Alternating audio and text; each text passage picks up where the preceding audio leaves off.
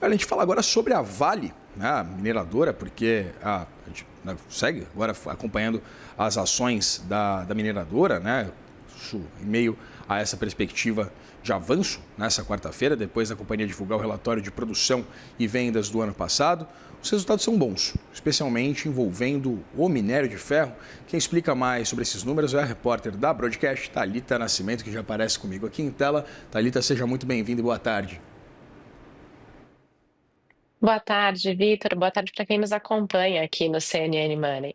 É isso mesmo, a Vale divulgou seus números de produção e eles foram bastante importantes, porque olhando o trimestre, quarto trimestre de 2025, a Vale produziu 90,4 milhões de toneladas de minério de ferro, uma alta de 6% em relação ao mesmo período de 2024.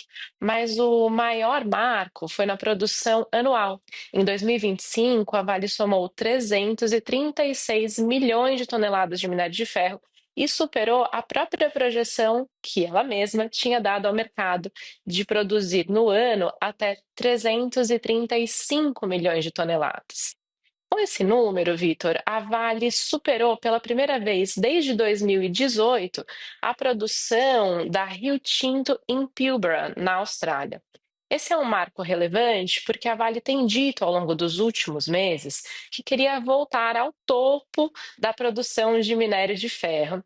A Rio Tinto não tem só essa produção em Pilbara, ela é sócia também de outras produções importantes ao redor do mundo, mas superar essa produção da Austrália é bastante relevante, coloca ela de fato no topo. Não dá para a gente falar que é a maior do mundo novamente, porque teria de fazer essa conta, né, das produções em que a Rio Tinto é sócia em outros lugares, mas dá para dizer que ela está cumprindo a promessa de subir nesse ranking.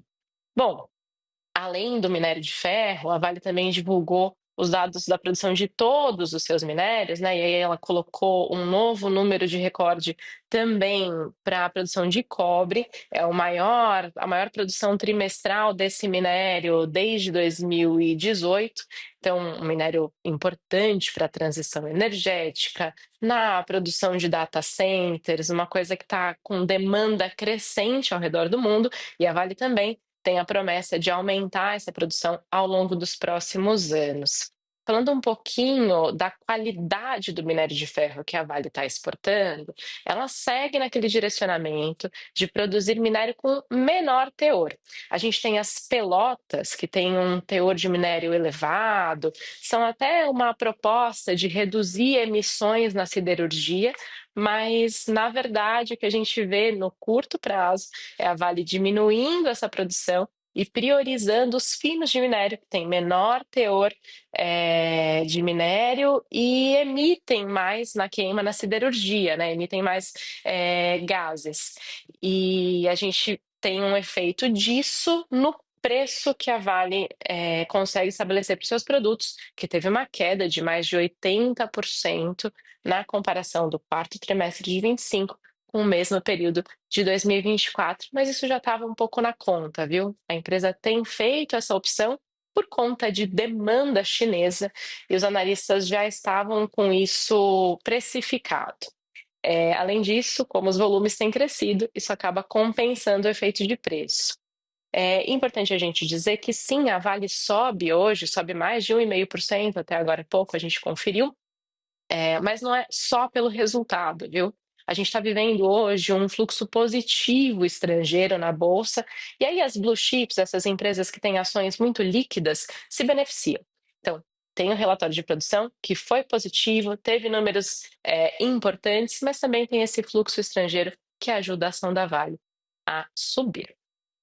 Ali tá, tem um componente que é relevante da gente tratar também, que foi esse afastamento de riscos institucionais da Vale, né? Nos últimos anos, vimos incursões por parte do presidente Lula de tentar nomear aliados, notadamente o ex-ministro da Fazenda, Guido Mantega, como CEO da empresa, ou até mesmo o presidente do conselho posteriormente, mas essa consolidação da Vale como uma corporation também vem animando os mercados, né? Vem consolidando essa imagem da empresa ao longo dos últimos anos, e é evidente, né? Quando a gente tem uma produção de minério de ferro que supera as expectativas, você junta produtividade com uma blindagem do ponto de vista institucional da corporation e aí a gente tem um bom resultado para a empresa, né?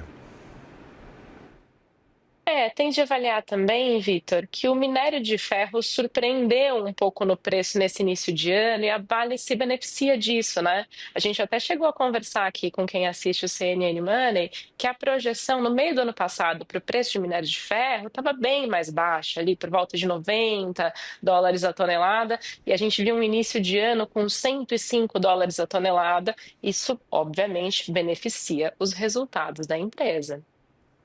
Pois é. Muito obrigado pelas informações, pelas leituras. Thalita Nascimento, repórter da Broadcast, nessa nossa parceria exclusiva aqui da Broad com o CNN Money. Obrigado. Obrigada, até a próxima. Até mais.